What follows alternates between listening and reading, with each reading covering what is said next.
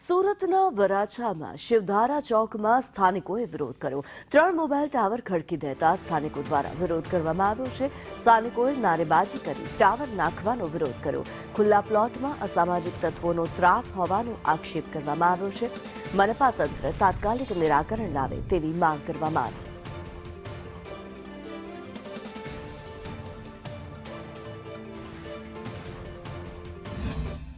આટલા મોટા મોટા ટાવર ઊભા કરી દીધા છે।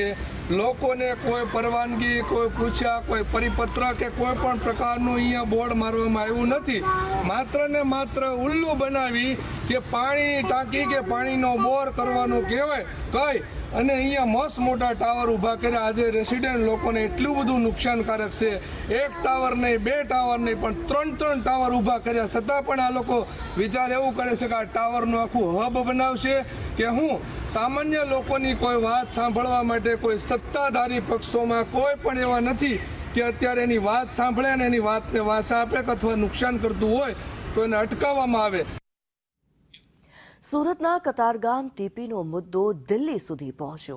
49, 50 અને 51માં જમીન રિઝર્વેશનને લઈને ઘણા સમયથી વિરોધ કરવામાં આવી રહ્યો છે।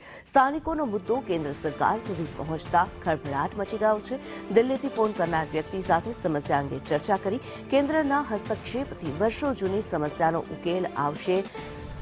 દિલ્હીથી પ્રતિસાદ મળતા સરકાર અને મનપા તંત્ર હરકતમાં આવ્યું છે। મનીષ પરમાર વધુ વિગતો સાથે જોડાયા છે। જી મનીષ। જી બિલકુલ, વાત કરીએ તો સુરત શહેરના કતારગામ વિસ્તારમાં આવેલી ટીપી 49, 50 અને 51માં કેટલા વખતથી રિઝર્વેશનને લઈને વિવાદ ચાલી રહ્યો છે। સ્થાનિકોના જે પ્લોટો હતા તેની પર પહેલા રિઝર્વેશન નહીં હતું, પરંતુ અચાનક જ રિઝર્વેશન મૂકતા જે રહીશો છે તેના પગ નીચેની જમીન છટકી ગઈ હતી, કારણ કે એકાએક કબજા લેવાની વાત અને જે મકાન તોડી પાડવાની વાતને લઈને લોકોમાં રોષ ભભૂકી ઉઠ્યો હતો। થોડા દિવસ અગાઉ રેલી પણ કરવામાં આવી હતી। હવે વાત છે તે સીધી દિલ્હી લગી પહોંચી છે।